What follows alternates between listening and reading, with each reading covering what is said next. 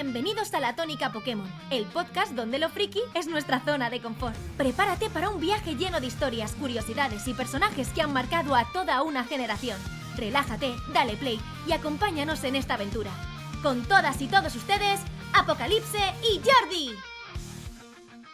Esto es el legado de los 151, este es el capítulo número 3. Jordi, espero que estés preparado para poder grabar todo esto porque viene un capítulo intenso. Hoy tenemos una figura realmente igual, porque considero que es igual de importante que los otros dos que hemos traído, porque sin él Pokémon no sería lo que es actualmente. Hablamos de Ken Sugimori. Y Jordi, también traemos un juego que mucha gente no, estoy seguro de que no conocerá y habrá muchos detalles que son interesantes. Sí, hoy nos vamos al segundo juego de Pokémon que salió en todo el mundo, el Pokémon Trading Card Game, sí, que mucha gente no sabía ni que existía, o mucha gente lo tenía más adelante, pero sí, un juego de Game Boy Color, que luego hablaremos de él, porque nosotros que no estamos muy metidos en el mundo de las cartas, nos ha sorprendido y tiene una historia muy, pero que muy interesante, sí. Yo tengo muchas ganas de empezar a grabar, así que yo creo que Jordi que podemos empezar directamente, ¿eh? Pues sí, hoy vamos a explicar la historia del tercer miembro, ¿no? Yo diría del tridente más Sí. importante del inicio de Pokémon, Tajiri, Masuda y hoy Ken Sugimori. Así que vamos, como empezamos con los anteriores dos, vamos con el principio de su historia, nos remontamos a Fukuoka, Japón, que es donde nació el 27 de enero de 1966. Como los otros dos, ya de pequeñito, pues le gustaba a todo el mundo del arte, de los dibujos animados, ya veía anime desde chiquitito, también, por supuesto, manga. ¿A qué niño japonés no le gustaba leer manga y ver anime? Eso ya no existía. Y, por supuesto, como es Ken Sugimori, le encantaba ya dibujar sus propios personajes. También, una cosa muy, pero que muy curiosa, que nunca estudió dibujo de manera académica.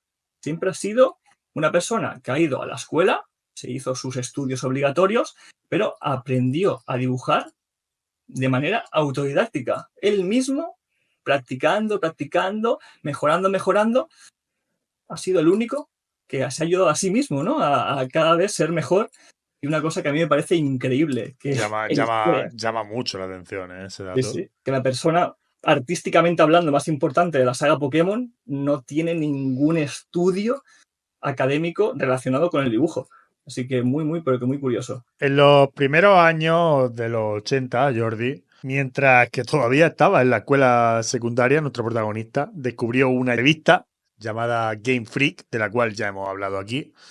Y bueno, que el creador sabíamos que era un protagonista, que también hemos hablado aquí, Satoshi Tajiri, creador de la franquicia de Pokémon. Y impresionado por la calidad de la publicación, Sugimori decidió enviar algunas ilustraciones a la revista. En este caso, Tajiri quedó inmediatamente impresionado por el talento de Sugimori, pues lo invitó a unirse al proyecto, en el cual ya eran dos. Pues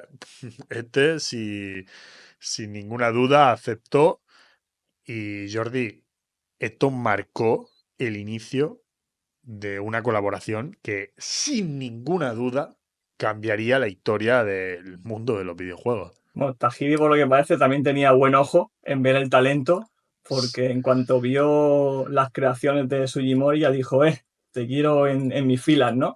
Me parece también, aparte de iniciar todo lo que fue Pokémon, de saber elegir a la buena compañía, ¿no? No, muy guay, muy guay. Pero claro, como vimos en el primer episodio del legado, pues Game Freak empezó a evolucionar y pasó de ser una revista a la desarrolladora de videojuegos que conocemos a día de hoy. Entonces, ya Ken empezó a trabajar y a dibujar en esos primeros títulos, el Mendel Palace, ese juego de la NES que también explicamos en el primer legado, y ahí ya es cuando pues, comenzó a ya meterse en el mundo de los videojuegos, a empezar a ilustrar cosas y dibujar dentro de los videojuegos. También en el Jerry Boy, que en América más conocido como el Smart Bell, también que salió para la Super NES. también estuvo ahí dibujando y haciendo sus primeros cositas para videojuegos. Que claro, que es muy diferente dibujar en una hoja o en un lienzo que ya empezar a acostumbrarse a la paleta de colores de la época, de las consolas, a pixelar todos sus dibujos. Era una cosa complicada, pero que bueno, ya empezó a practicar en estos primeros juegos de Game Freak para lo que ya en un futuro la iba a liar en Pokémon. Sí, al final llega un momento, ¿no? Que sería el nacimiento de Pokémon, ya casi por lo que tú me estás diciendo. Y es cuando Tajiri comparte su idea con Sugimori. El artista queda completamente cautivado por la idea de un mundo lleno de criaturas coleccionables que pueden ser amigas y combatir al mismo tiempo. Era un lienzo perfecto para la imaginación de Sugimori. La tarea que tenía ante sí, sin embargo, era dura y muy complicada. Era crear 151 criaturas únicas, cada una con su propia personalidad y encanto, que, bueno, engatusara, trajese a tanto a niños como a adultos. En este caso, algo que, hostia, tiene que ser difícil así de primera. Y creo que nunca me había parado a pensarlo de esa manera, ¿no? Porque al final miramos las formas de las criaturas de Pokémon como, bueno, Firo, pues Firo, ¿no? No cuento con Spiro. O Pidgey, no cuento con cómo va cambiando hasta Pidgeotto. Nunca me fijo, ¿no? Al final es como, o Pidgey. Te fijas como en esa tercera y no piensas en que verdaderamente que creas primero la primera, la segunda, la tercera, el cómo va cambiando, ¿no? Creo que eso ha ido con el paso del tiempo evolucionando mucho a alguna fumada, la verdad. Pero en esta primera no hay tantos cambios locos y me parece todavía más difícil, ¿no? Porque cuando tienes que hacer un dibujo, ¿cómo ese dibujo lo hace que evolucione? Porque es que la verdad es que la palabra es perfecta, ¿no? ¿Cómo hace que evolucione ese dibujo, Jordi? Y Sugimori lo hizo muy bien. Lo que, claro, ya al saber que tenía que hacer 151 criaturas, se puso como normas, podríamos decir, una especie de cánones, pues para que todo esto sea aún más fácil, ¿no? Yo creo que una de ellas era que tenían que ser criaturas simples dentro de lo que cabe, ¿no? Cada Pokémon, pues debías reconocerse a simple vista, ¿no? Incluso, claro, en la Game Boy, que es en blanco y negro, que es incluso aún más difícil de darle como importancia al Pokémon, pero con las limitaciones de que es pixelar, de que se ve chiquitito y que además en blanco y negro y sin moverse.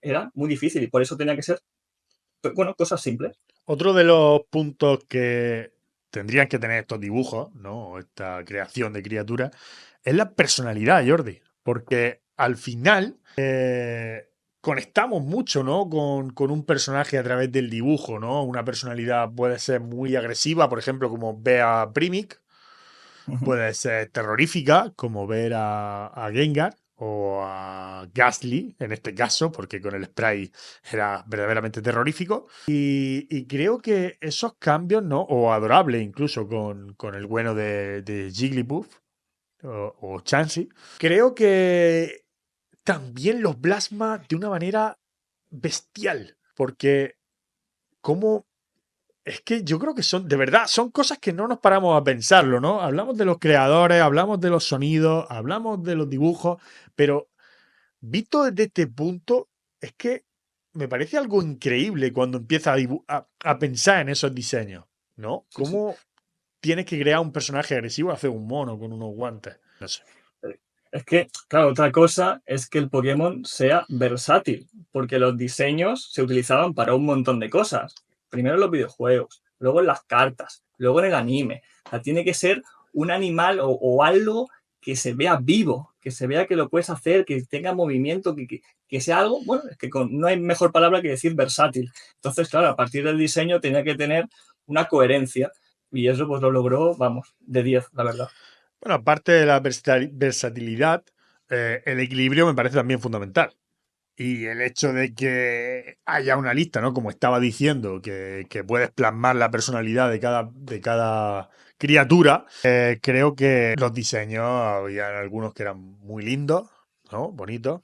y otros que eran, bueno, geniales, otros que eran intimidantes, ¿no? Como podría ser, por ejemplo, también se me ocurre así a simple eso, Vidril, por ejemplo, es mucho más intimidante que un diseño como Butterfree, que me parece más bello o lindo o como quieras llamarlo. Es que es... O Gyarados, por ejemplo, también podría ser algo intimidante o genial, ¿no? No sé cómo lo podéis valorar vosotros, pero a mí se me ocurren esas palabras. Claro, entonces pues juntó un poquito estos 4 conceptos, ¿no? Y los fusionó pues con animales, insectos, plantas, seres mitológicos, como mira, puede ser Gyarados. Y claro, pues todo esto junto, pues creó esos 151 y para mí, pues una de las mejores generaciones en lo que es diseño para empezar un legado que bueno, empezaba fuerte, podríamos decir. Sí, a ver, sin ninguna duda. O sea que yo creo que en este aspecto, poco más que recalcar, ¿no? El estilo de arte de Sugimori Jordi se vuelve inseparable de la imagen de Pokémon, ¿no? Porque creo que es algo que va ya de la mano y de hecho ha ido pasando con el paso del tiempo. Pero las líneas claras y definidas junto a los colores vivos de cada criatura, en un aspecto atemporal, gracias a las técnicas de sombreado relativamente sencillas, porque al final los dibujos tampoco eran una locura para lo que era la época. Ya habían dibujos muy impresionantes, pero dentro de una Game Boy estaba bastante bien. Logró transmitir, pues eso, textura, profundidad y haciendo que cada Pokémon verdaderamente pareciera real. Y es que tiene sentido, ¿no? Porque cuando las criaturas son tan bichos, tan normales, ¿no? Algo que tú ves normal dentro de tu hábitat, ¿no? Como pueden ser los peces, como puede ser, pues no sé, monos, como estaba diciendo, o incluso ratones, ¿no? Que en este caso como Rattata o más que Pikachu incluso. Hace que con esas texturas pudiese parecerlo, es decir, Pidril parece una abeja, Butterfree la mariposa, y está muy bien creado. Ujú. Claro, esto solo era el comienzo. Después de estos 151 ya Pokémon había explotado y claro, pues Sugimori ya había cogido un papel mucho más importante. Entonces, en esas alturas ya se convirtió en el director de arte de toda la franquicia, supervisando todos los diseños, porque ya poco a poco iban entrando en sus filas pues, ayudantes que le hacían un poquito la misión más fácil. Y claro, el siempre intentar innovar, tenía ese desafío, ¿no? De muy bien, ya has hecho los primeros 151, pero ahora el listón no puede bajar. Así que a partir de esos diseños originales, pues tenía que seguir innovando y seguir siendo creativo con todo su equipo para que el listón no bajara. Claro, al final Sugimori desarrolló un enfoque colaborativo, trabajando con un equipo de diseñadores para crear nuevos Pokémon, Jordi. Actuó como mentor y encargado de arte, ha enseñado a mucha gente y ha seguido mucha gente. Esa misma gente ha seguido durante mucho tiempo dentro de Pokémon, cogiendo un papel que él cogió al principio. Bueno, guiando pues, la dirección artística mientras se aseguraba de que cada criatura cumpliera los altos estándares establecidos en estos 151 originales. Claro, Sugimori no solo se encargó del diseño en los videojuegos, sino también tuvo un rol súper importante en el juego de cartas que salió en el 96. Me refiero al físico, no al que luego hablaremos de la Game Boy Color, sino al físico, en el que estuvo muy involucrado y ese talento artístico se vio. Luego sus ilustraciones para las cartas se volvieron muy apreciadas para los coleccionistas y algunas, pues, como ya hemos dicho muchas veces en alguna tertulia y programa, pues tienen precios que no tienen ningún sentido. Hombre, tú piensas, Jordi, que el juego de cartas permitió a Sugimori representar a los Pokémon en entornos más detallados y atmosféricos, ¿no? Porque estas ilustraciones a menudo contaban mini historias, mostrando a los Pokémon en su hábitat natural o interactuando entre sí, agregando una profundidad al mundo Pokémon. Al final, yo considero que es clave, ¿no? Porque veía algunas imágenes o ilustraciones y llama la atención, ¿no? Ese estilo de cartas. Pasaba también a veces, incluso con los mismos tazos, que estos que salían attack o algo así, que se veían haciendo un ataque que verdaderamente que te muestra muchas cosas, ¿no? Eso mismo, pues con las cartas era algo similar. Sí, luego yo me recuerdo que tenía cartas que tenían como un fondo en el que se veían Pokémon en ese fondo y luego en la carta de ese Pokémon que se veía de fondo, en esa carta suya, a lo mejor era el mismo paisaje, como que estaban todos viviendo en el mismo sitio. Había una conexión en todos esos diseños que se notaba que eso lo cuidaba mucho, la verdad. Pero claro, no solo eran los diseños, sino el precio de las cartas que llegaban a tener. Y es súper curioso porque una de las cartas suyas que ilustró Ken Sugimori más caras es una que se llama, que estáis viendo, la Trophy Magica de la Universidad Tamamushi en 1998. Y lo curioso que tiene esta carta es que fue entregada como premio oficial a los jugadores de un torneo infantil allí en Japón. Pero claro, ahora mismo ahí no veo nada raro. Lo curioso es que solo existen 12 unidades certificadas en perfecto estado de este tipo de cartas. Entonces, como en lo que es el coleccionismo, contra menos haya, más preciado, pues esta carta es lo que tenía. Y para que veáis más o menos lo que podía llegar a alcanzar, hubo una subasta en febrero del 21 que llegó a venderse una a $66.100. Una locura. Bueno, Que no tiene sentido. no, hablando un poco dentro de ese top 3, ¿no? Por hablar de 3 cartas. Otra carta destacada, la número 2 Trainer Promo de 2006, ilustrada por Ken Sugimori. Esta carta fue entregada a los subcampeones del primer torneo oficial Jordi de cartas Pokémon, aunque se ha reeditado la carta constantemente desde su primera publicación. La primera edición de esta tarjeta está valorada por los coleccionistas ni más ni menos que en $110.100 en las subastas. No tiene sentido. No tiene sentido. Casi duplica a la primera de Magikarp. Sí, pero no está todo aquí. Te digo otra carta más que la estáis viendo ahora mismo. Y es la carta holográfica de Blastoise de 1999. No hablamos de que estas son las cartas más caras. Hablamos hechas o creadas por Sugimori. Esto, Jordi, es otra pieza de lo más valiosa. Solo se produjeron 4 de estas cartas y en una subasta de Erige Aucción, una de ellas se vendió por la impresionante cifra de $360.000. No tiene ningún sentido. No tiene ningún sentido, es la palabra correcta, porque es que no tiene de ninguna manera sentido. Pero así ha sido, ¿no? Este tipo de cosas, tú lo estabas diciendo, cuanto menos hay mejor. En la primera habían 12, en esta última habían solamente 4. Y fíjate, vaya tesoro, ¿no? Para estas 4 personas. Pues sí, la verdad. Ahora nos vamos a ir, vamos a volver a la primera generación porque, por desgracia, no todos los diseños de Sugimori vieron la luz. Hubo mucha cosa que se perdió en el camino. Que bueno, que eso es lo normal, ¿no? Al tener muchos diseños, hay algo que se tiene que quedar ahí en los ojos de nadie.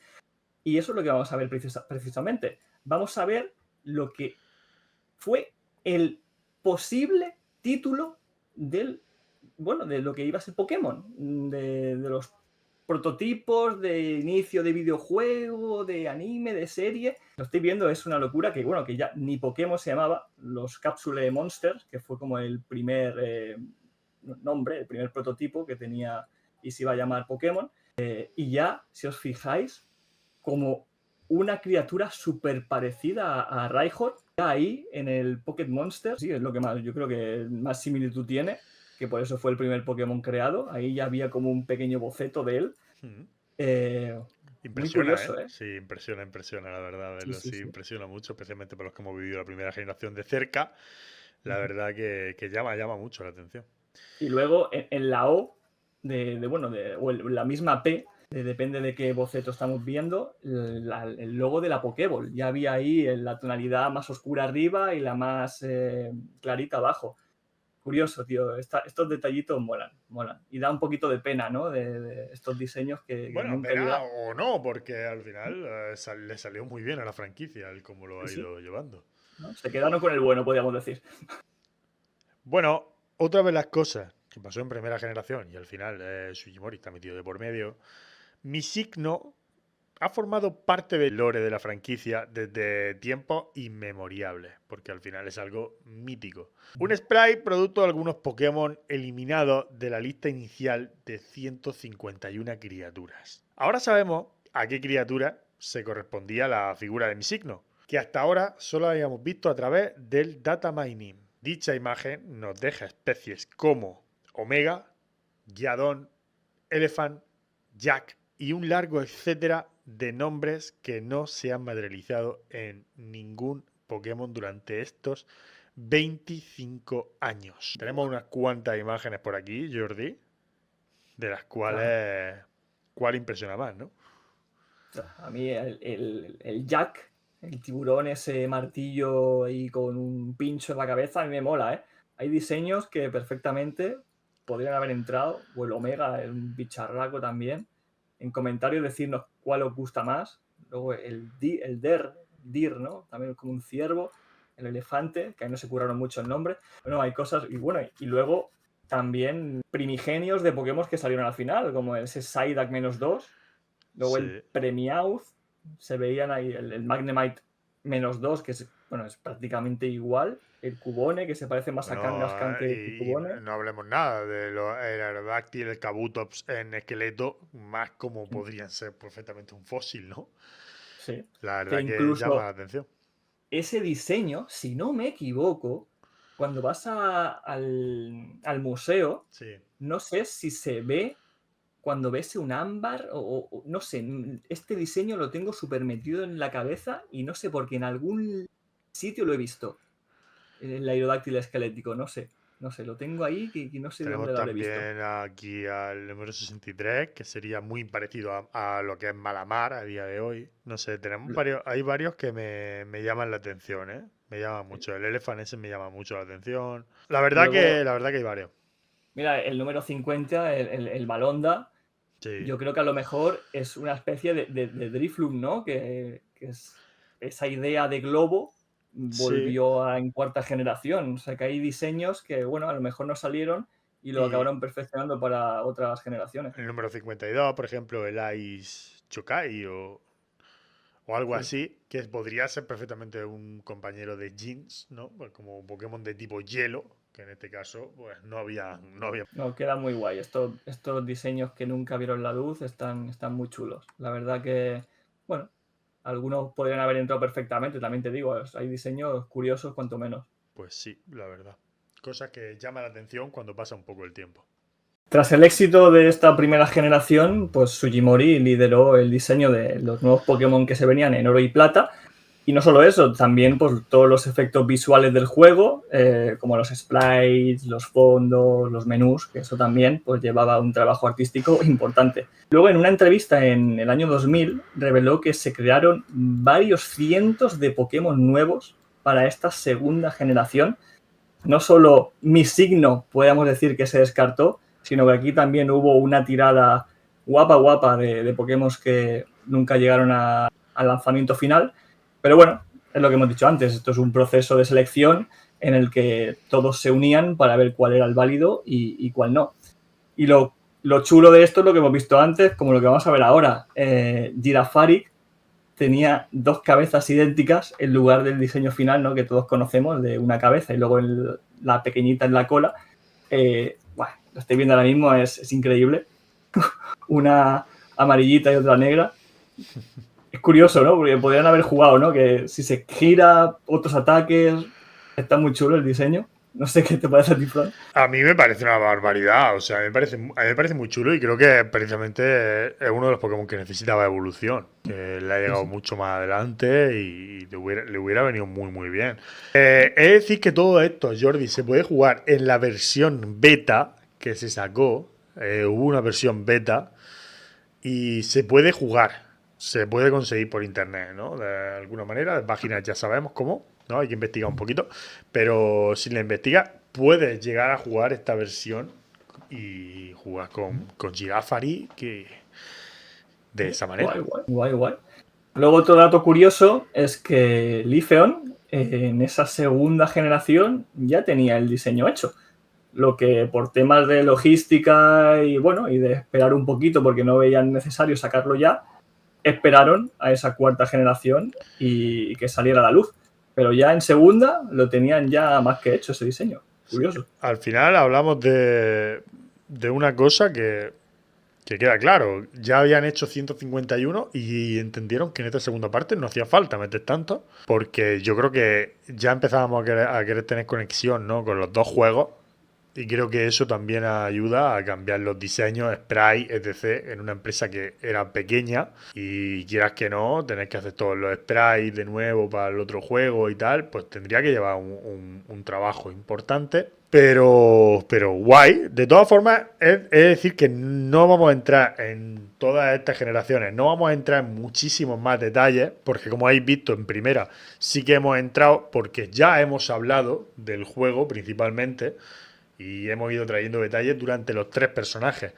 Pero llegaremos a segunda generación, llegaremos a tercera generación, a cuarta, quinta, sexta. Esa es la idea, llegar hasta la actualidad. Y entonces, dentro de lo que cabe, intentaremos traer mucha más información sobre los juegos. Entonces no queremos adelantarnos, ¿vale? Por eso la primera generación es mucho más intensa en este bloque.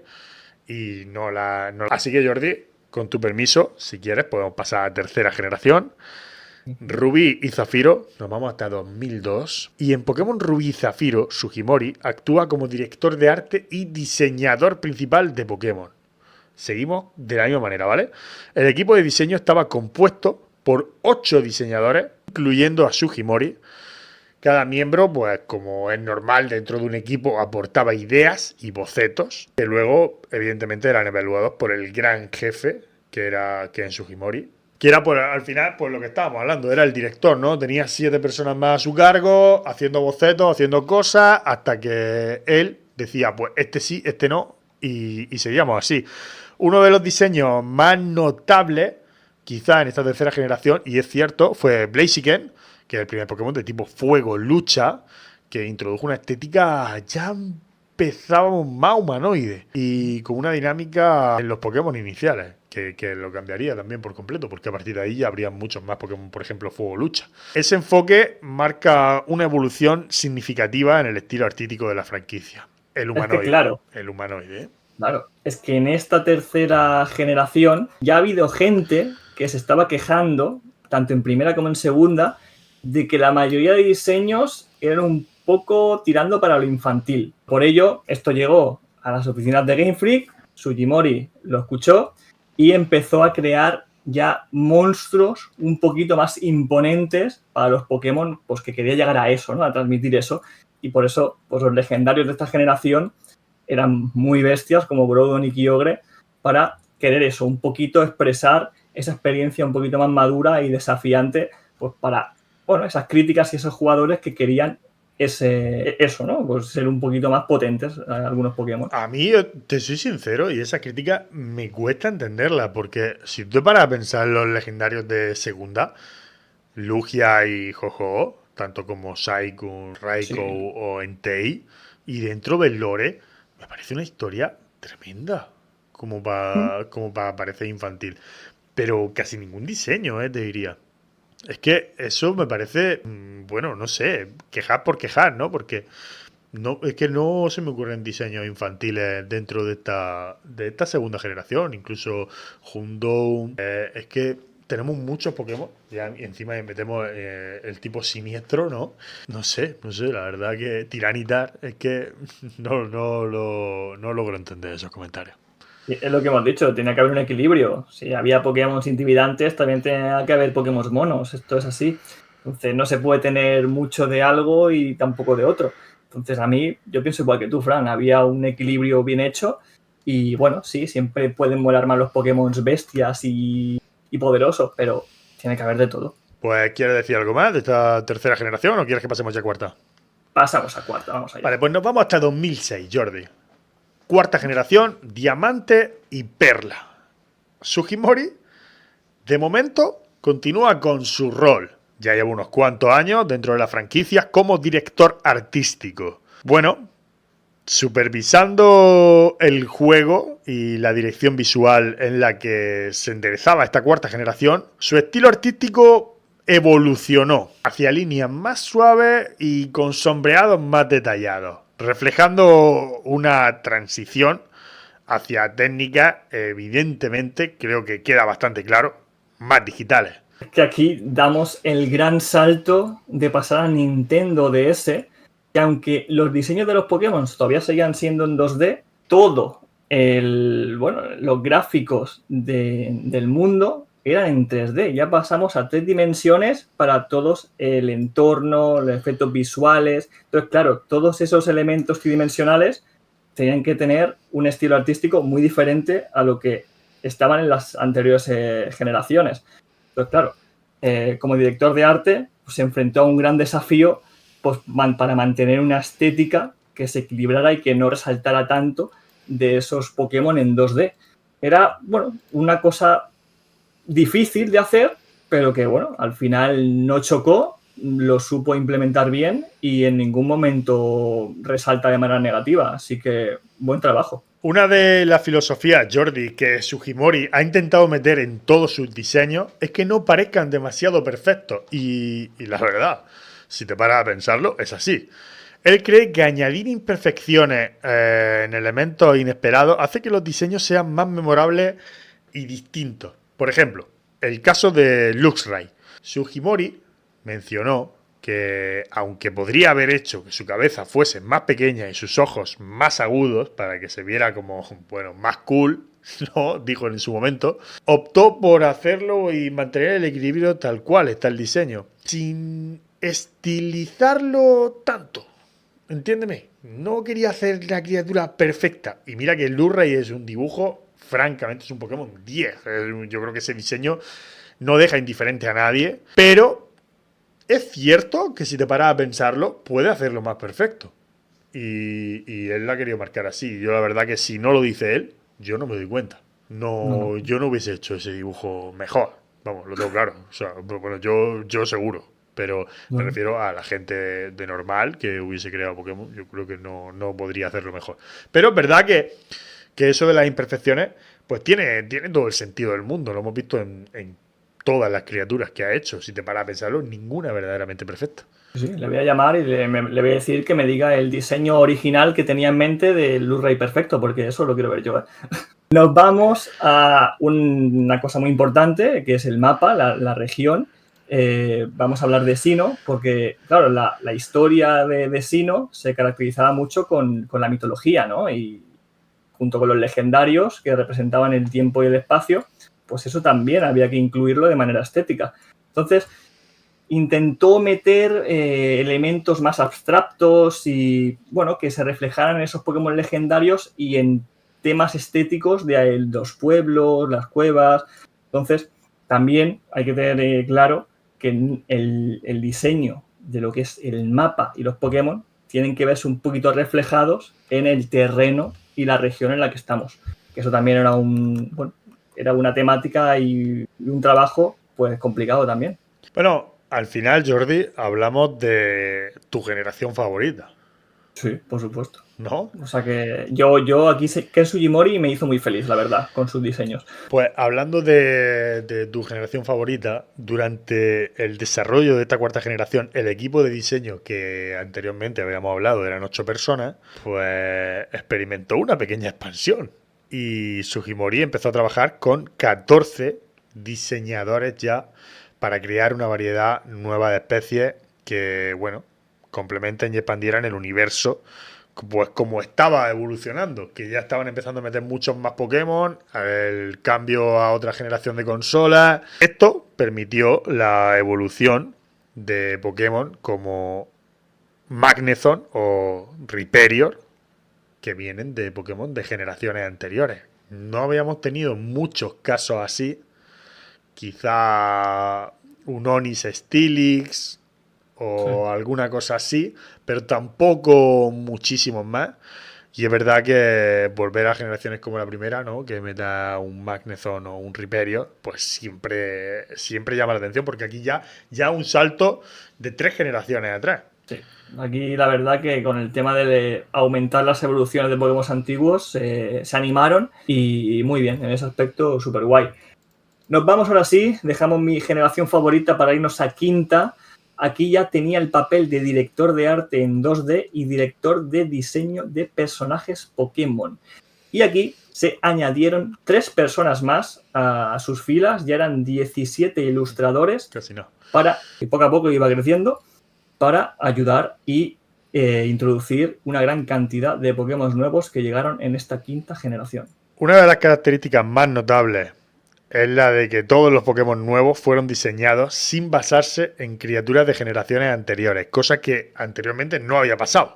Esta decisión fue bastante audaz, ya que hasta esa fecha, como decíamos, pues casi todos se habían inspirado en más o menos lo mismo que se habían inspirado en primera o quizá algún diseño nuevo en segunda. Todas las generaciones se habían ido inspirando en pues las distintas categorías, ¿no?, que teníamos, como peces, pues ya más humanoides, más eso.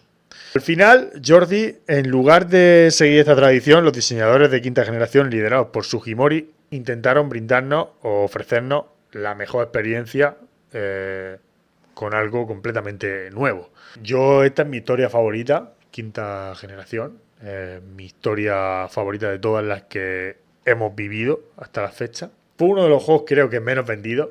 Ya llegaremos a ese legado, pero fíjate. Pues aquí, mira, esta generación es la que creo, o porque me llegó a mí justo cuando dejé Pokémon, la que más criticaron los diseños. Y mira, Ken en entrevistas explicó que ciertos Pokémon, como el Stunfisk o el Southbush, fueron diseños únicos porque quería representar las estaciones del año, que en este juego, según vas avanzando o según en la estación del año que estás, cambia en el juego. Entonces, pues quería ver un poquito, jugar con esa mecánica también en los diseños. Y luego, lo que no creo que gustó tanto es que quería inspirar Pokémon en la tecnología y en la vida moderna. Y ahí salieron pues Pokémon como el Vanillux, luego, bueno, es un helado, el Green Clan, unos engranajes, que a lo mejor a la gente le chocó un poco, pero ostras, son diseños originales y tienen que estar. O sea, no solo vas a hacer animales y ya está. Había que tener cosas que también pues implementaban lo que era la región, ¿no? Un poquito más, con más ciudades grandes. O sea, tenía todo el sentido del mundo. Pero yo creo que ahí a la gente le chocó un poco, aunque a mí me parece bien, ¿eh? Bueno, al final vuelve a inspirarse en cosas de situaciones reales, ¿no? Como hablábamos de animales o este tipo de cosas. Pues vuelve un poco a lo mismo. Pero es que tiene sentido. Porque es que si no, ¿cómo sigues sacando criaturas? Es que está bien que la imaginación tenga ciertos límites a veces, ¿no? Y hostia, veo una botella de agua, pues a lo mejor no hago un Pokémon, pero veo unas llaves y yo qué sé, pues me llama la atención. Que no descarto que en futuras generaciones una botella de agua pueda ser un Pokémon perfectamente. Pero hemos visto hasta un té, ¿no?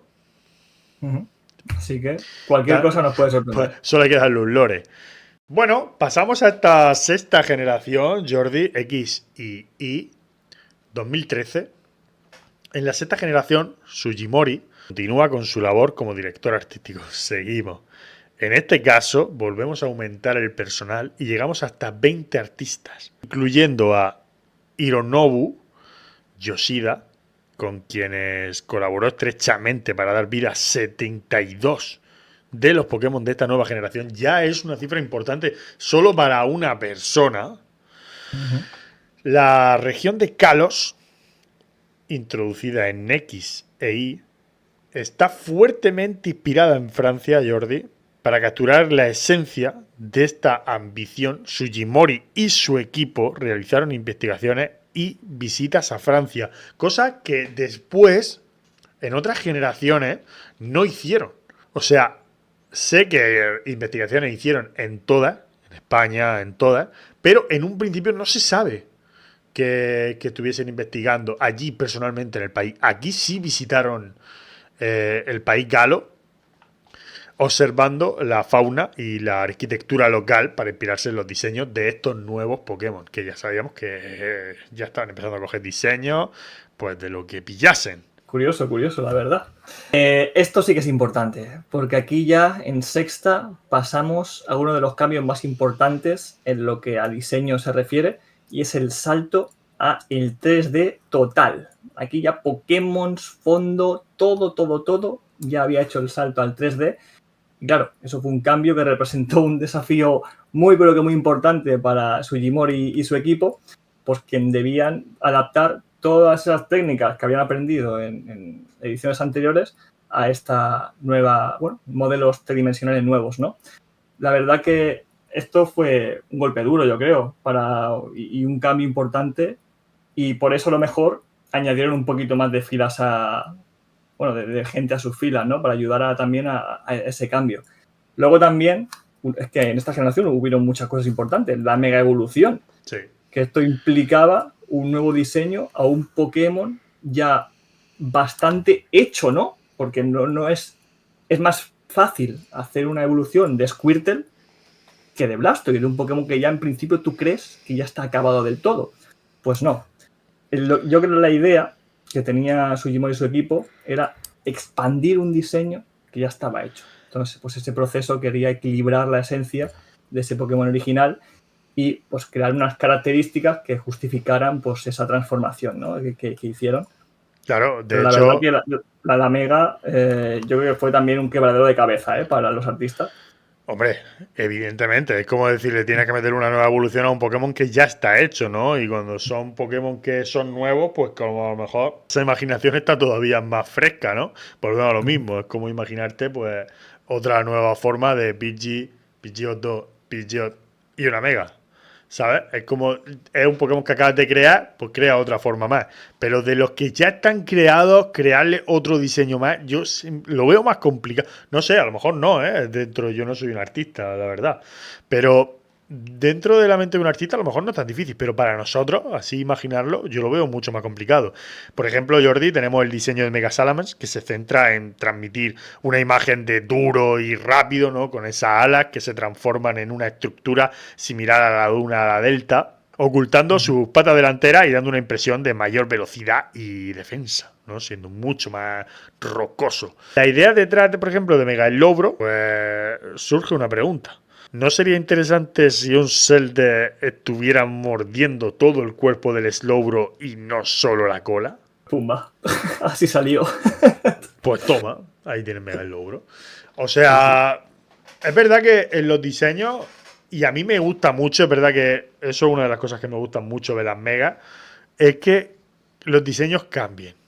Cuando son muy parecidos, pero cuando cambian, le meten detalles así, me gusta muchísimo, me gustan mucho, mucho, mucho. De hecho, dudo que haya muy pocas Megas serán que no me gustan. Luego, por desgracia, no todos los Pokémon tuvieron esa suerte de poder tener una mega evolución y algunos incluso se lo plantearon, pero como por ejemplo Flygon, que ya es el meme, ¿no? De Mega Flygon, Mega Flygon, y se lo preguntaron a Sugimori, oye, ¿por qué Mega Flygon, si tiene todo para tener una Mega, no la tiene? Y es que dijeron que su equipo, en ese momento, pues tenía un bloqueo artístico y aunque intentaron hacer un diseño que les convenciera, no lo consiguieron y para hacer algo que no les convencía al 100%, lo deshicieron y, bueno, de momento seguimos sin ese Mega Flygon que todos queremos, pero no sé si algún día llegará. Al menos lo intentaron. Fracasaron, pero lo intentaron. Ojalá pudieran encontrar ese bloqueo, la verdad, porque es algo que me parecería interesante. Vale, Jordi, pues hora de pasar a esta séptima generación, Sol y Luna. Nos vamos hasta 2016. Liderazgo en el diseño de los personajes.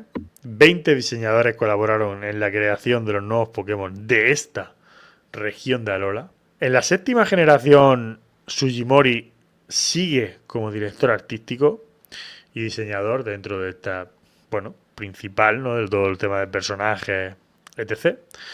Supervisó un equipo de diseñadores con quien colaboró estrechamente para dar vida, como ha hecho anteriormente en todas, a excepción de las que él hacía personalmente todas, cuando en la primera generación, que lo hizo todo él. Bueno, Jordi, creo que se introducen unas cuantas formas. Se vienen las formas regionales, también muy importante para el diseño. Una especie de mega, ¿no? De partir de un Pokémon original y cambiarlo completamente. Aquí sí que había que cambiar completamente el diseño, pues para que se ajuste al bioma de esa región. Entonces, pues Sugimori participó activamente en la selección de los Pokémon que querían cambiar y también en hacer el diseño y ayuda de ese cambio, ¿no?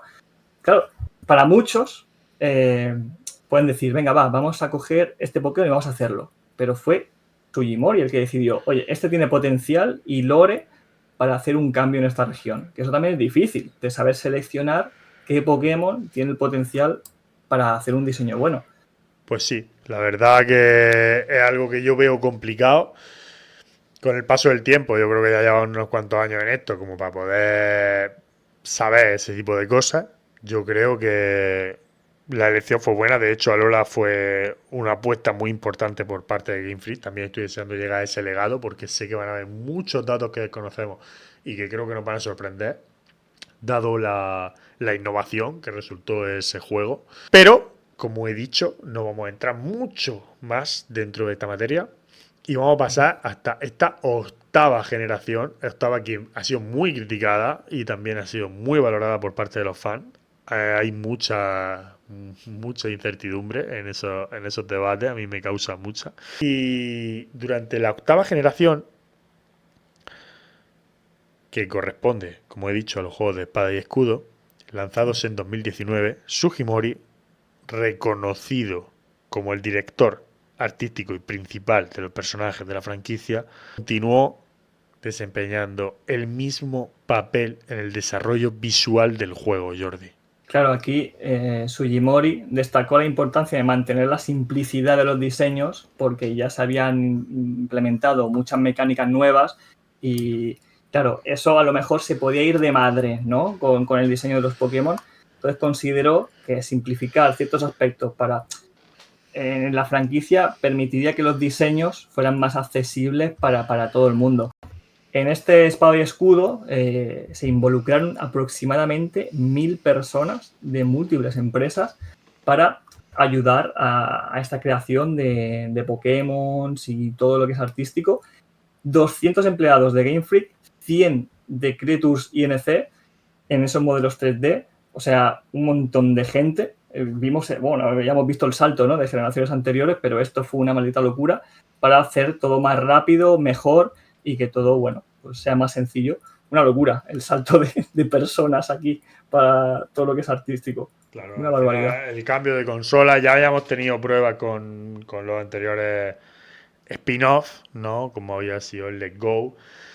A mí es que este juego me impactó mucho, ¿eh? A mí este juego me impactó mucho el jugarlo, es verdad, el cambio de la 3DS a este me impactó tanto, porque yo ya, como he contado muchas veces, Let's Go, pues lo he jugado muy, muy poco. E incluso yo no creo que recordar que yo Let's Go lo jugué más tarde que Espada y Escudo. Y quizá por eso a lo mejor no le tengo tanto aprecio. A mí personalmente me gustó mucho. A mí me gustó mucho cómo se veían los Pokémon en grandes. Me pilló también en pandemia, ¿no? Ya os digo, vuelvo a insistir, habrá legado de Espada y Escudo y trataremos todos estos temas, pero a mí me tocó mucho porque le eché mucha hora aquí al competitivo en pandemia y me gustó mucho.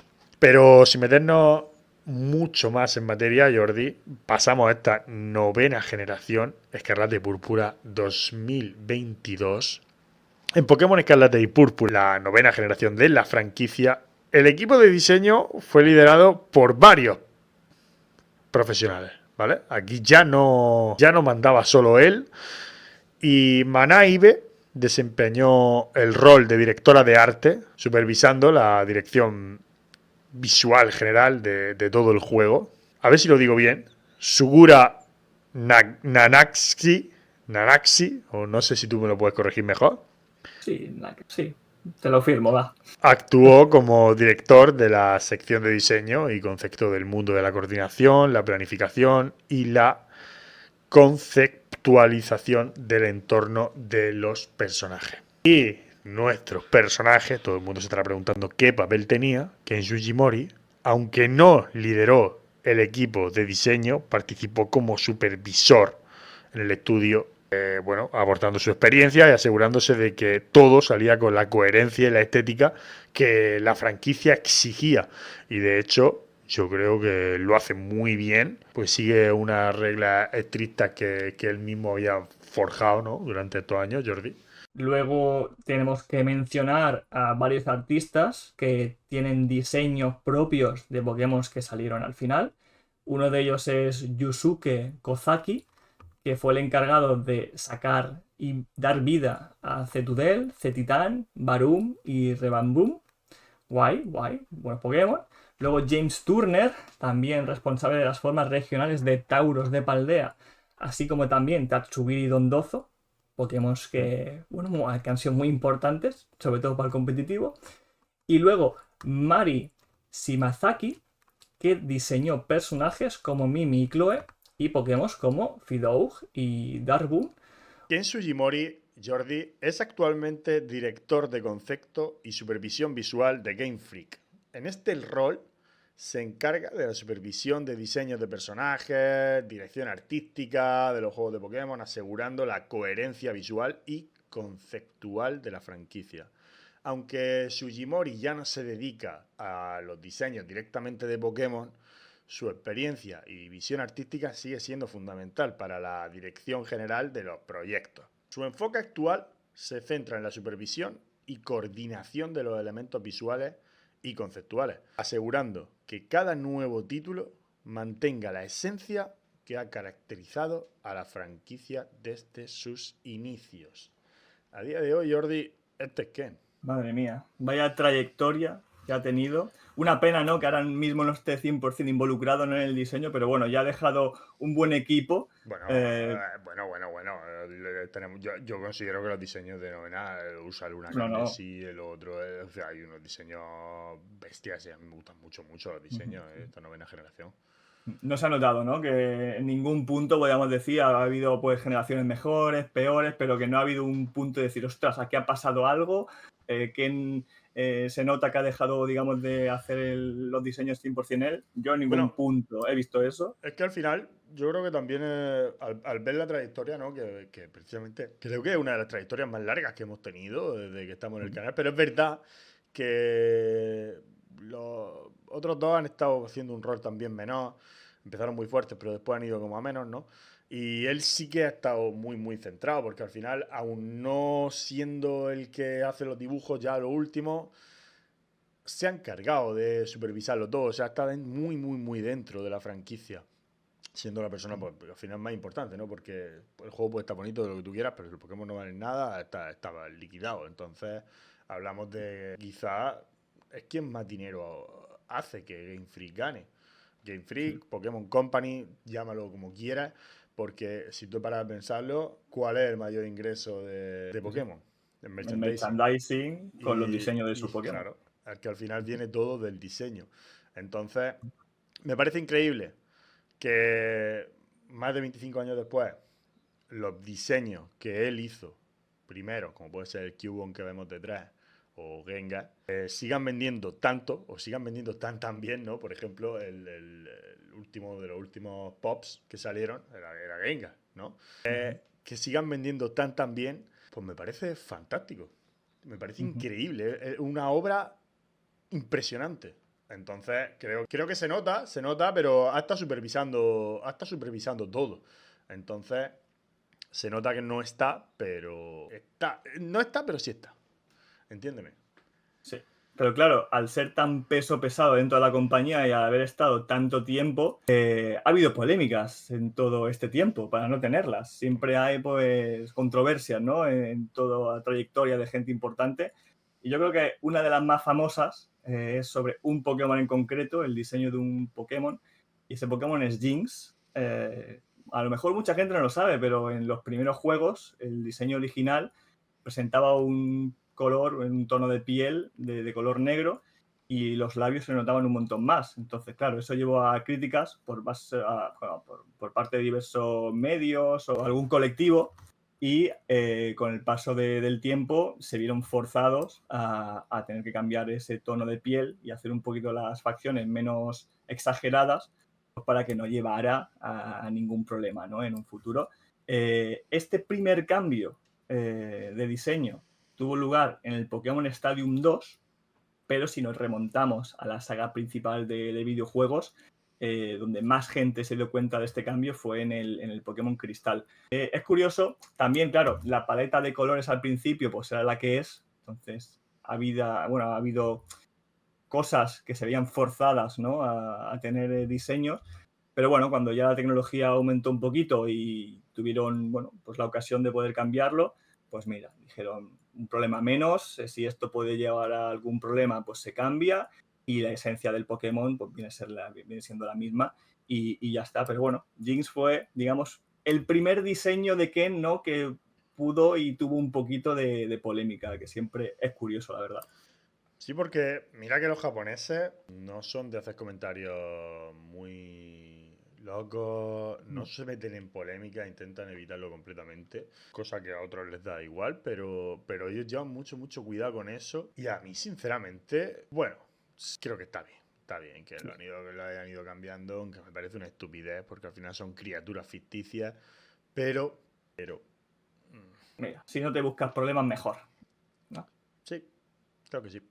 Pero no ha sido la única polémica, Jordi, que ha tenido. Con el paso del tiempo, algunos diseños han sido objeto de crítica por parte de la comunidad y la prensa especializada en videojuegos.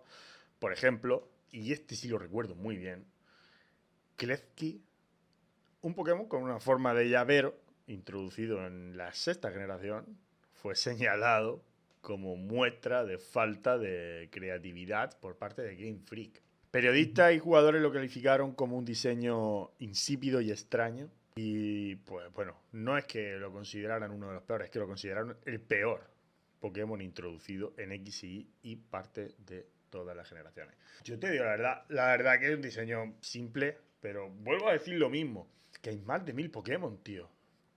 Hay más de 1000 Pokémon. Y hemos visto la trayectoria, el cómo han ido cambiando, ¿no? A cosas más simples, cotidianas, que tenemos por ahí. Es que y habrá momentos que es que entonces, si Nicha, vale, pues le puedes dar a lo mejor a Kleski un rol diferente y en eso sí que se pueden equivocar.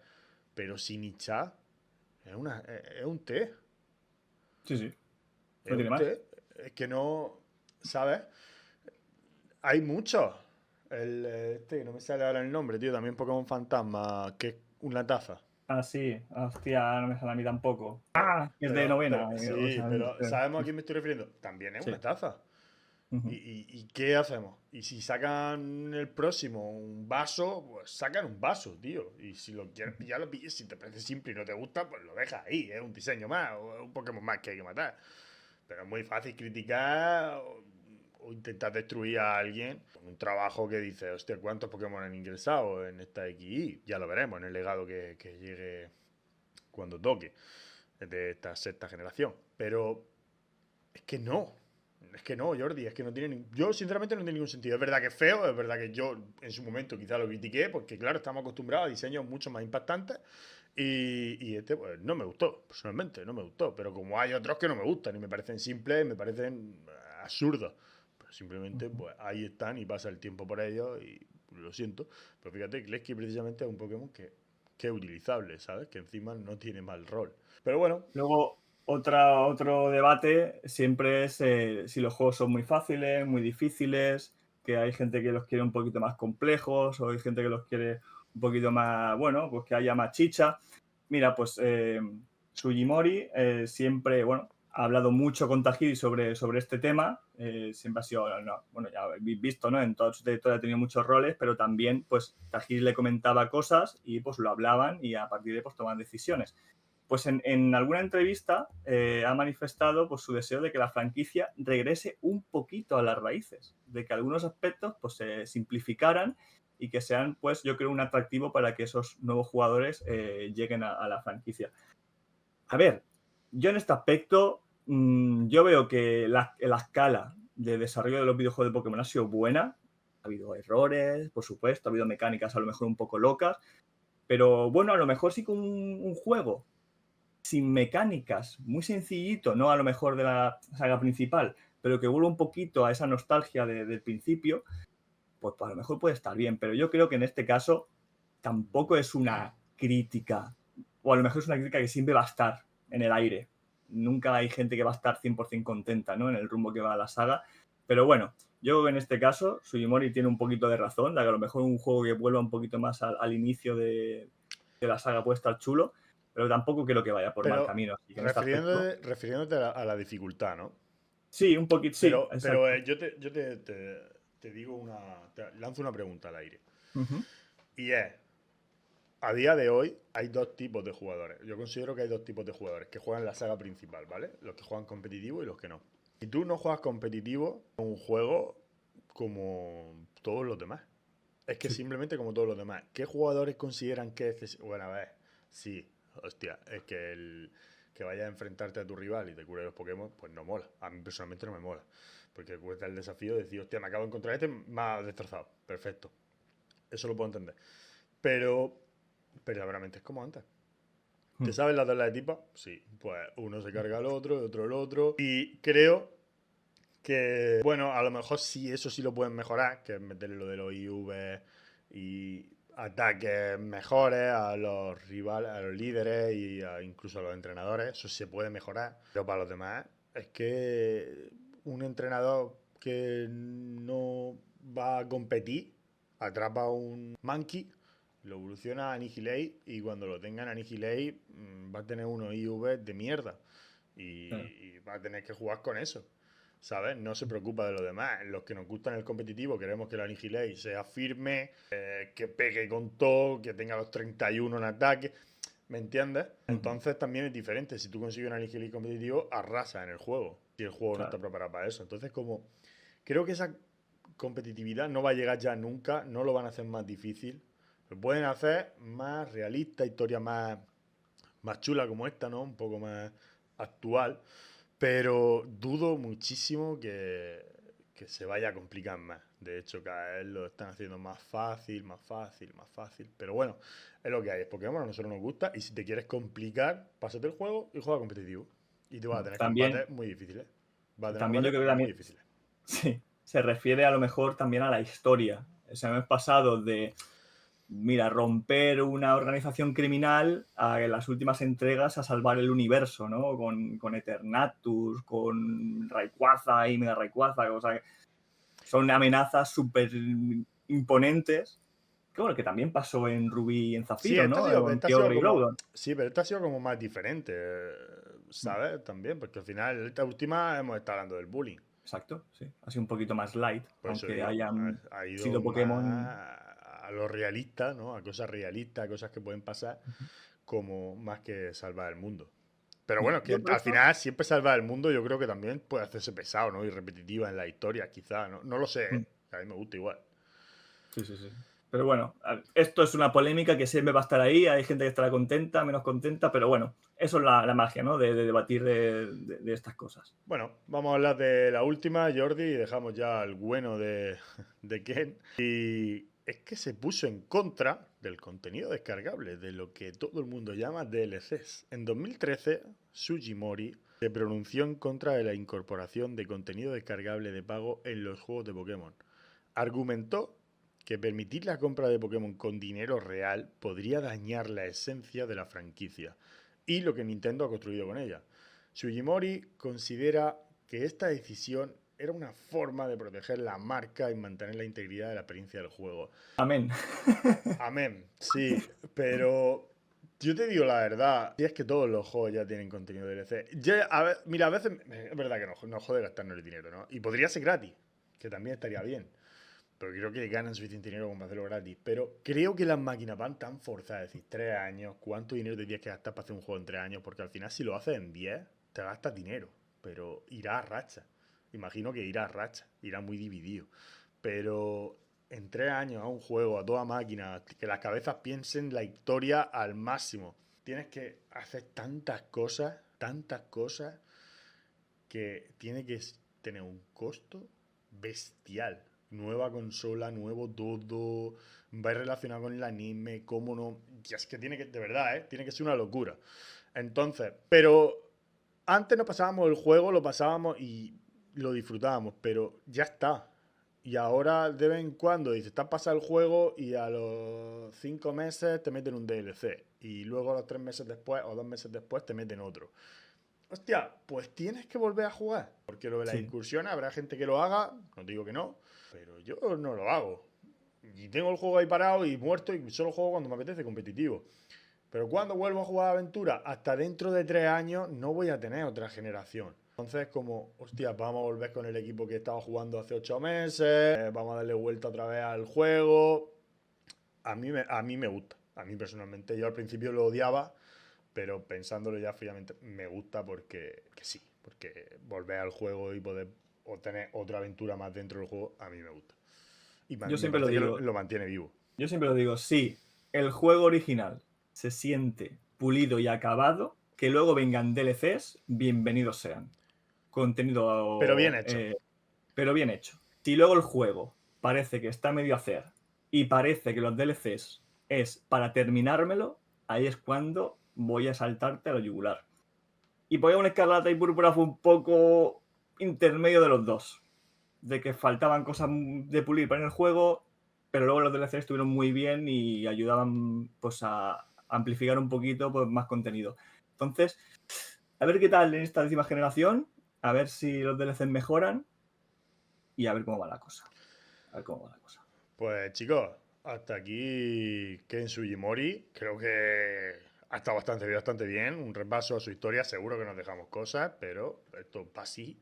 Y iremos dando datos, ¿no? Según como he ido diciendo durante el programa, según avancemos legados, iremos dando datos de todas las personas que hemos traído, porque dentro de esos videojuegos seguro que aparecen anécdotas o cosas, pero no podemos decirlas todas aquí porque entonces, ¿qué legado vamos a hacer? Vamos a hacer un legado gigante y los demás cortitos. No, aquí tienen que ser todos más o menos igual.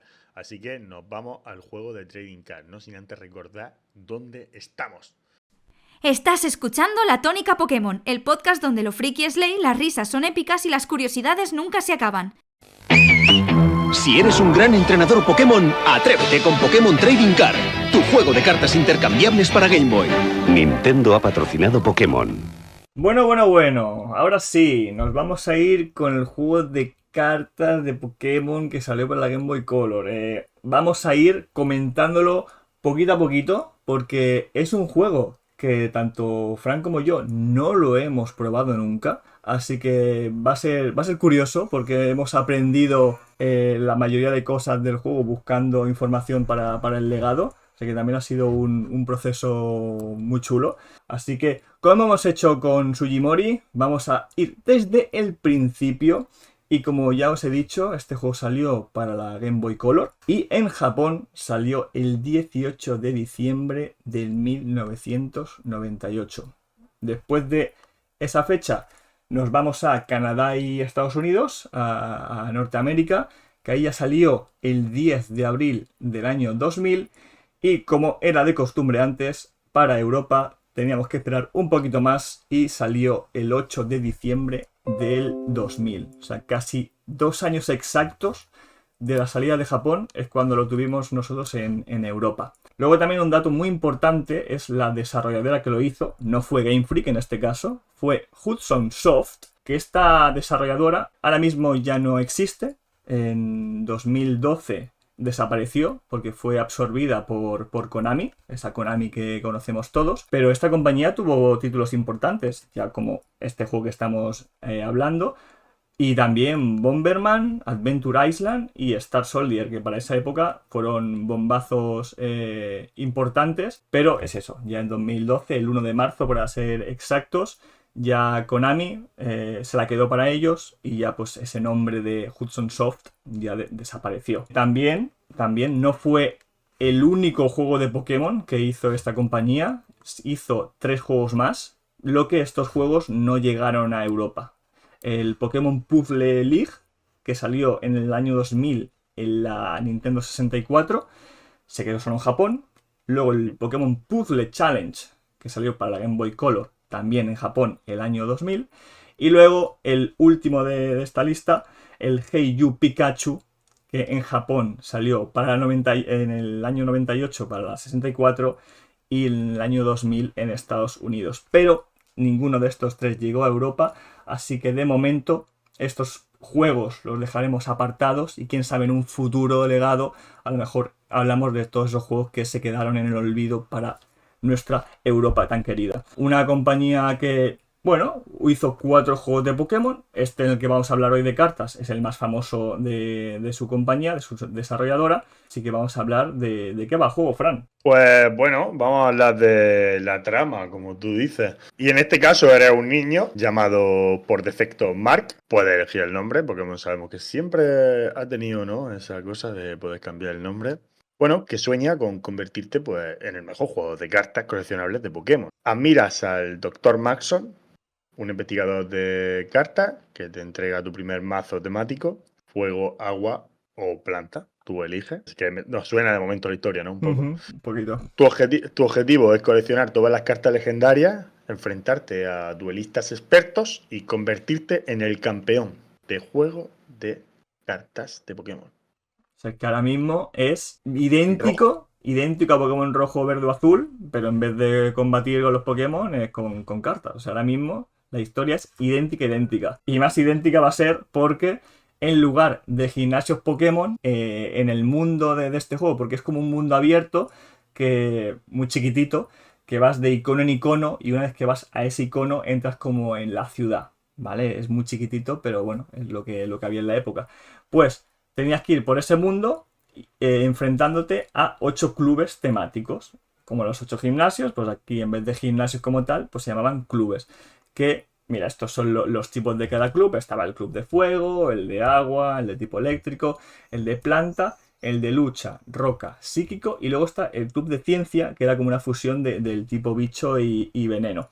O sea, en cada club había los súbditos y luego pues el máster, que era el líder de gimnasio y te daba la medalla. También había medallas en este juego. Es que ahora mismo, de momento, todo muy muy parecido a lo que estamos acostumbrados de la primera saga. También tenemos un rival, porque a lo largo del juego te vas a encontrar varias veces con Ronald, que será tu rival, quien también compite para ganar las cartas legendarias y en este caso es muy arrogante y siempre te reta en momentos clave. Ronald también quiere impresionar al mundo y convertirse en campeón. Nos suena, de verdad, la historia. O sea, que está muy bien porque es una historia paralela y de un juego que está espectacular. O sea, decimos que no suena, pero no es en plan mal. En plan bien. En plan, hostia, pues mola mucho, ¿no? Que sea como diferente. Simplemente pues con cartas. Sus mazos cambian y se fortalecen con el progreso del juego. Y luego ya, pues, llegamos a la Liga Pokémon. Una vez que consigues esas 8 medallas, pues puedes entrar en el Pokémon Dune, que es eso, pues la Liga Pokémon. Y ahí es cuando te esperan los 4 grandes maestros de juegos de cartas, el alto mando, que cada uno tiene una carta legendaria, las mejores cartas del juego. El primer alto mando se llama Courtney, que es especialista en Pokémon de tipo fuego, que tiene la carta de Moltres legendaria. Luego está Steve, que es lo mismo, pero de tipo eléctrico, y tiene a Zapdos. Luego está Jack, especialista en tipo agua, que tiene Articuno. Y luego está Rod, que es el más fuerte de los 4, que tiene ese Dragonite legendario, porque es especialista de tipo dragón y incoloro. Y cuando piensas que ya eres el campeón porque has derrotado a estos 4 grandes maestros, vaya por Dios, aparece Ronald de nuevo y te reta a ese duelo final, que si lo vences, pues vas a ser el campeón de JCC Pokémon. Aparte obtienes las 4 cartas legendarias únicas que hemos comentado antes, Moltres, Zapdos, Articuno y Dragonite. Y luego pues tu regreso se queda guardado en la sala de campeones, en el Hall de la Fama, para ya tu estirpe y enseñárselo a tus amigos y presumir. Así que muy guay, muy guay. Lo mismo en formato juego de cartas. Está guapo. La verdad que a mí me llama la atención y quizá lo juegue. Lo escuché que Jux lo jugaba de pequeño, que es uno de los jugadores que conozco que lo han jugado y que además le gustaba muchísimo, Lo conocía que le gustaba muchísimo, pero nunca he tenido la cosa de ponerme a jugarlo. Y a lo mejor, fíjate, si lo pusieran en la Switch, que no sé si está, que creo que la han puesto en la Nintendo Switch. Me suena mucho que sí, que ya lo tenemos. Ahora que lo estamos diciendo, yo creo que sí, Si está en la Nintendo Switch, pues quizás, fíjate, lo descargue y lo juegue un ratillo. Porque puede ser interesante para jugar a los ratos, ¿no? Y aprender a lo mejor un poco más a jugar al juego de cartas. Bueno, Cartas y mazos que habían dentro de este juego, Jordi. Hay un total de 226 cartas divididas en 3 expansiones y cartas especiales y se basan en Base Set, 102 cartas originales, Jungle Set, 64 cartas originales, Fossil Set, 62 cartas originales y Legendary Pokémon Card. Estas 4 no existen en el JCC físico, Pero son las que he comentado antes del Moltres, Articuno y Dragonite. O sea, que tenían los altos mandos, los grandes maestros. Pero bueno, estas se las inventaron para que sean súper exclusivas, ¿no? Y que impongan un poquito más en lo que es luchar, ¿no? En esa liga Pokémon. Así que muy chulas, que se inventen cartas. También estáis viendo un montón de estas cartas de cada colección, para que veáis un poquito la estética de cada... Bueno, de cómo era, ¿no? Y cómo se veía en el juego. Tan chula, Están muy chulas. Y, ostras, pues bueno, 3 expansiones, 226 cartas. Para una buena Pokédex, ¿no? La verdad que estaba muy bien. Para poder conseguir, Jordi, todas estas cartas teníamos el Pokégame, donde podíamos construir mazos nuevos con cartas mejoradas, volver a los clubs y seguir coleccionando cartas, participar en desafíos especiales, cambiar cartas con otros jugadores usando el cable Link y si reinicias puedes elegir un mazo distinto para empezar y seguir explorando nuevas estrategias. Jordi, Claro. está bien, Está muy bien. Oye, yo no sabía tampoco que se podía usar el cable Link en este juego. Me parece una pasada, Pues yo creo que tampoco se vendieron muchas unidades a lo mejor. Bueno, ahora luego lo comentaremos, a ver el éxito, ¿no? que tuvo este juego. Pero a mí me han sorprendido 2 cosas. Yo, de primeras, pensaba que no iba a tener casi historia, que iba a ser, venga, a jugar a cartas y se acabó, y ya está. Y otra que eso, que puedas cambiarla con amigos con el cable Link. O sea, una maldita locura. Bueno, es lo que tener, ¿no? No haberlo tenido nunca en la infancia y tampoco habernos interesado nunca por el juego. Pero oye, que tenía su miga, Nos estamos dando cuenta ahora de que hubiera estado chulo que el Jordi y el Fran de niño esto lo hubieran disfrutado, Bueno, sí, sin duda, pero sin ninguna duda. Pero es que te digo la verdad, yo este juego no recuerdo verlo ni en las tiendas. O sea, las tiendas cercanas que yo tenía, ya no hablo de MediaMarkt y todo ese tipo de cosas, porque yo al final vivo en un pueblo y el MediaMarkt o Carrefour o lo que hubiese en ese momento está a unos 25 minutos de mi casa y siempre hay pues, tiendas del pueblo, de electrodomésticos, donde siempre vendían los videojuegos y todo ese tipo de cosas, ¿no? Entonces, yo ahí no lo recuerdo. Recuerdo Pokémon y todo eso, sí, pero no recuerdo el Trading Card. Entonces supongo que habría aquí más centros comerciales, pues tampoco me llama la atención como para eso. Bueno, vamos a ir a la jugabilidad. ¿Cómo se jugaba a estas cartas? Porque ahora que ha salido el Pokémon Pocket, a lo mejor es más fácil entenderlo para la gente que nunca ha tocado el juego de cartas, pero tiene diferencias, Tiene cosas que son peculiares. Vale, ¿cómo empieza una partida? Lo primero es que robamos 7 cartas, ¿vale? Tenemos un mazo de 7, bueno, un mazo de 60 cartas, pero que robamos 7 primeras.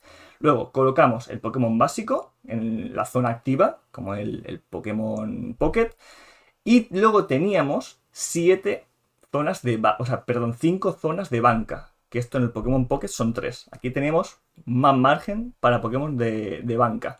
Y luego, depende del duelo, porque esto hay como diferentes modalidades, colocábamos de 2 a 6 cartas premio. ¿Qué son estas cartas premio? Son cartas que se ponían de manera oculta y solo tú podías verlas cuando las ganaras, ¿vale? Se ponían boca abajo y cuando ganabas esa carta premio, ¡pum!, la tenías y te la quedabas tú. ¿Y cómo se consiguen estas cartas premio? Pues cada vez que debilitabas a un Pokémon rival, pues ¡puf!, cogías una aleatoria y te la quedabas, que solían ser cartas bastante fuertes, ¿vale? Así es como empiezas una partida. ¿Cómo sigue una partida cuando ya es tu turno y va avanzando? Lo primero de todo, robas una carta de tu mazo, que bueno, el mazo de 60, que ya sería 53 porque tienes esas 7 primeras, juegas el Pokémon básico de la banca y luego evolucionas un Pokémon. Puedes evolucionarlo, puedes añadirle la carta de energía como el Pokémon Pocket, puedes usar una carta de entrenador para dar una peculiaridad o también una carta de habilidad, que eran poderes que se añadían a los Pokémon. Luego también pues, podías retirar el Pokémon con la energía que tenga y ya por último pues atacar a tu Pokémon rival. Que bueno, que el ataque podía o noquearlo te robaban la carta premio que he mencionado antes, o algunos ataques, pues como también el Pokémon Pocket, pues hacían efectos secundarios, ¿no? Pues como dormir, envenenar, paralizar, quemar, eso también estaba en este juego. Y, vale, muy bien, Jordi, esto así se juega, pero ¿cómo se gana? Pues había dos maneras. Una era robar todas las cartas premio que tenías, que ya he dicho que normalmente eran 4, pero también había variaciones que podían ser 2 o hasta 6. Es decir, pues matar o a 2, a 4 o a 6 Pokémon de tu rival, y así las conseguías todas. O ya derruir, destrozar a todos los Pokémon del mazo del rival. Que había, por ejemplo, mazos que tenía solo 2 Pokémon y luego 6 cartas premio. Pero si los matabas a esos 2 Pokémon, pues ya está, ya habías ganado. Así que bueno, era sencillo, pero tenía su miga, pues eso, porque había cartas de entrenador, había cartas de habilidad. O sea que bueno, sencillito, parecido al Pokémon Pocket, con alguna diferencia, pero bueno, que ya eran las bases y así más o menos con algunas pequeñas variaciones como se jugaba de manera original con las cartas físicas. Así que súper fiel a lo que era el juego de cartas original. No, está bien y parece un lío, pero es tan lío como cuando alguien no ha jugado VGC nunca y tienes que explicárselo. Es exactamente igual de lío. Juegas, tienes que elegir 6 Pokémon, entre todos los que hay, eliges 6, esos 6 son los que combates, puedes ir cambiándolos durante cualquier turno, los ataques tienes que modificarlos para lo que tú creas, puedes arriesgar menos o arriesgar menos, o arriesgar más. Es que tienes que cambiar los IV, hay IVs para que sean defensivos, otros para que sean ofensivos. Cuidado si alguien no la ha jugado nunca y tienes que explicárselo, que no, una cosa es ser jugador de Pokémon y otra cosa es ser jugador de Pokémon competitivo si nunca has competido ni has estado informado de esto, ¿eh? Cuidado que la película cambia y te calienta mucho los sesos. A mí personalmente me llama la atención, pero es verdad que me tira para atrás tanta normativa. Como no sé nada, ¿sabes? Y me va a reventar, pero estoy seguro de que el juego lo explica fácil. Claro, poco a poco te irán introduciendo las mecánicas y te haré más fácil a más difícil cuando llegas a la Liga Pokémon y ya está, es que esto es así. Si aprendimos en rojo y azul, pues aprendimos también jugando a este. O sea esto que será lo mismo. la Sí, escala sí. de dificultad Pokémon siempre lo hace muy bien, entre comillas. Pues Jordi, vámonos a la recepción y a la crítica que ha tenido este juego. Venga. El juego recibió críticas mayormente positivas por su fidelidad al juego de cartas real y su accesibilidad para los nuevos jugadores. Fue especialmente elogiada por los siguientes puntos positivos. Adaptación fiel del juego de cartas físico, algo que yo creo que la gente le tenía un poco de pánico en su momento y salió muy bien. Jugabilidad adaptativa y estratégica. Tu estrategia y todo guay. Interfaz clara y fácil de usar, algo que también tiene el juego de cartas del móvil. Introducción ideal al TCG para niños y nuevos jugadores, que es exactamente lo que yo estaba diciendo. Y leyendo estas críticas positivas, pues dices, hostia, pues mira, pues igual sí empiezo a jugarlo. Aunque las normas habrán cambiado, porque de 1998 a 2025, pues mira, a ver, si habrán cambiado las normas, ¿no? Y habrán salido mazos. Pero como introducción y como entender el juego, me parece que puede ser muy interesante.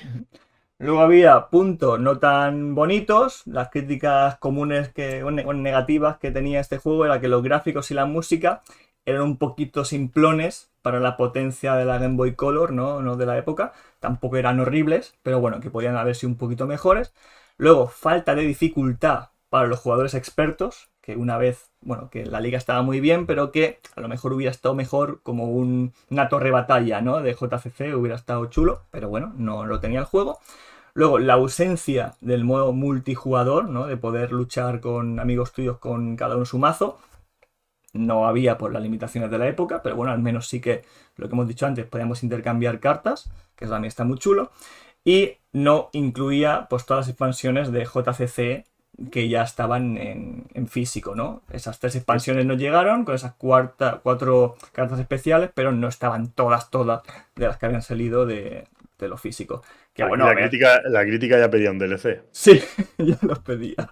Luego, bueno, es verdad que me parece un fallo muy grave que si se pudiese combatir en rojo y azul y por ejemplo aquí, por ejemplo, no pudiese combatir, ¿no? En el juego de cartas, porque me parece un fallo, ¿no? Es como una vez acaba el juego, ya. ¿Qué te va a pasar el juego con las cartas que has cambiado? Sí, está bien, pero al final es como voy a combatir contra mi compañero, ¿sabes? Sí, no sé. es como si quieres combatir, te compras las cartas originales. Un poco. Luego también aquí tenemos, que esto es súper interesante, las notas que recibió en la época de diferentes medios. Os las vamos a comentar. IGN, un 9 de 10, o sea, ojito, muy pero que muy buena nota. Luego está GameSpot, un 7,8 de 10. Nintendo Power, que aquí siempre una revista de Nintendo, pues dando notas a juegos de Nintendo, un poco, bueno, comprada, ¿no? Un 8,2 igualmente, y IGN le dio más. Luego, Metacritic, ¿qué nota le dio Metacritic ahora que está tan de moda, no mirarlo? Pues ninguna, porque no existía. Metacritic salió en 2001, así que como salió en el 98, pues no tenemos nota de Metacritic. Y luego la nota general de la gente, del público, la que en verdad, pues más importante, ¿no? Al fin y al cabo, le dimos un 8,5, así aproximadamente. Así que muy buen juego, un notable alto, así que a la mayoría de gente le gustó mucho. Así que muy bien, muy bien. Pues sí, vámonos a las ventas.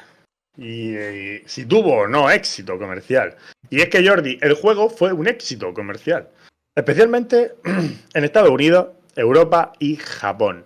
Aunque no alcanzó las cifras de los RPG principales, pues me parece lógica, ¿no? Esto es como un spin-off, ¿no? O algo diferente. Sí. Vendió muy bien. Ventas estimadas 1,5 millones de copias aproximadamente, ni más ni menos.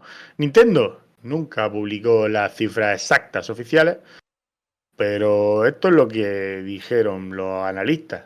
Todos los analistas coinciden en que 1,5 millones de copias. Luego es curioso porque 600.000 copias de este 1,5 millones fue en Japón. O sea, un poquito menos de la mitad fue en Japón, que es muy loco. Y bueno, Bueno, sabemos cómo son los japoneses con las cartas, ¿eh? Sí, están enfermos, más enfermos que nosotros, y mira que vaya boom ha dado últimamente.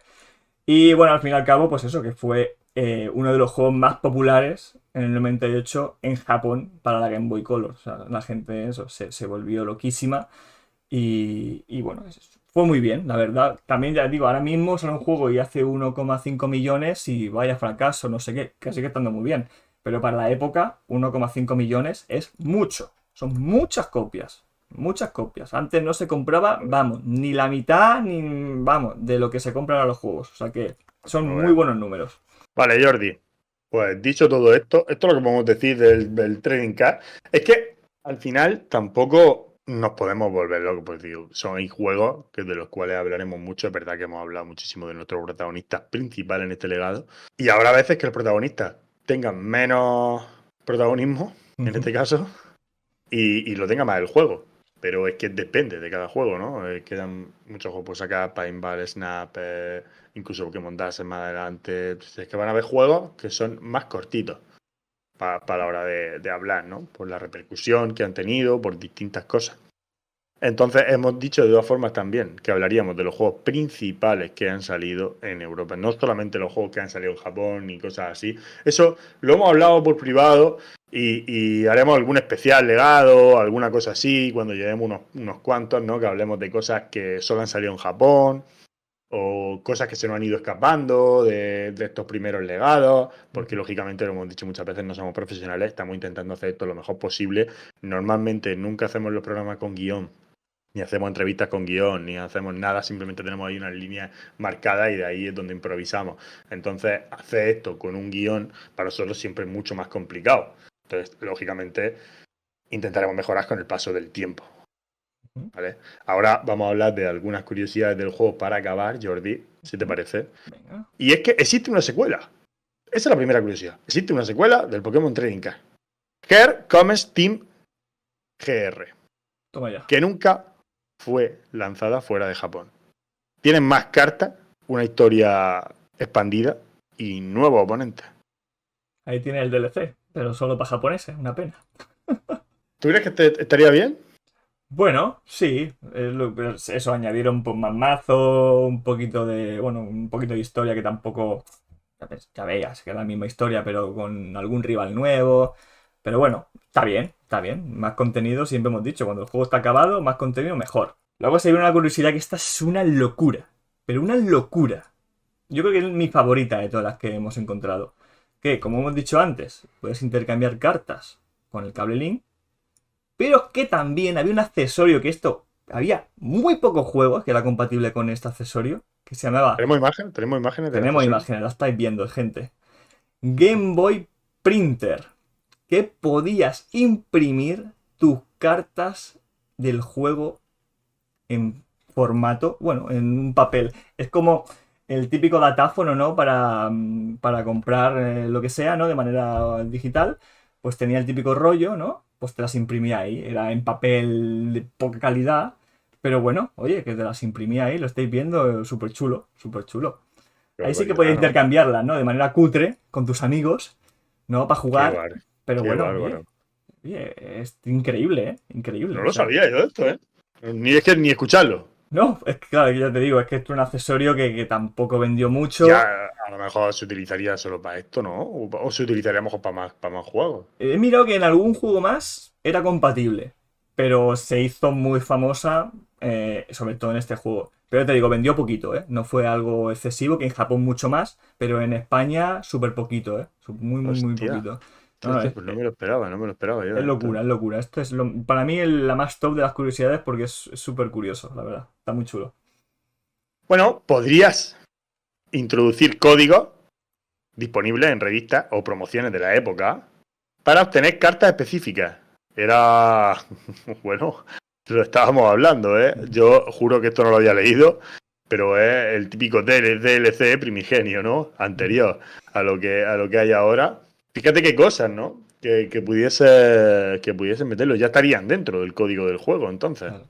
Eso se llevaba mucho en la época de todas estas Son revistas. listos, ¿eh? Son listos Sí, todos. Nintendo Acción, Hobby Consolas, todo eso. Siempre había algún código de algún juego que podías ahí conseguir y conseguías algún, pues eso, personaje, pequeña expansión, algo así. Estaba súper chulo. Eso ya se ha perdido. Ahora ya, bueno, los regalos misteriosos, ¿no? Ahora mismo de Pokémon, que es lo que se dice.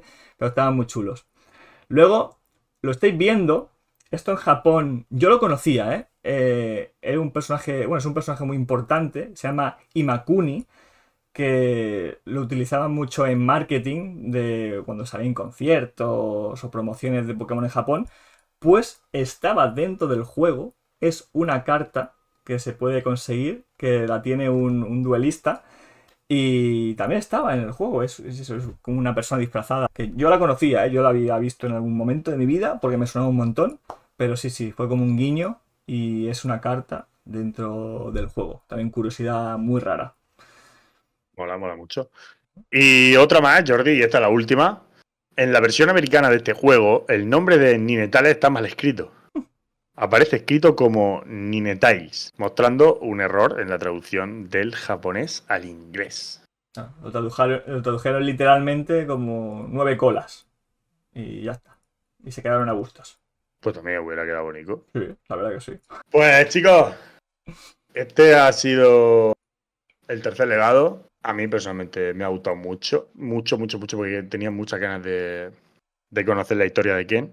Y bueno, conocer un poco más el juego de cartas, que la verdad, ahora mismo me enchicha un poco a jugarlo. No sé si se va a quedar como el legado más largo. Yo creo que sí, ¿eh? Yo creo que sí, porque es verdad que tenemos muchos ajustes que hacer, pero yo creo que se puede quedar como el legado más largo. Jordi, no sé si quieres decir algo antes de finalizar. Bueno, que ha sido muy chulo ver la vida del tridente más importante, ¿no? de Pokémon. La verdad que vidas increíbles y bueno, y descubrir pues, juegos nuevos que nunca he llegado a tocar, como el Trading Card. Esta es la magia de esta sección, así que me lo estoy pasando como un niño pequeño. Pues chicos, nos vemos el mes que viene en el próximo legado de los 151.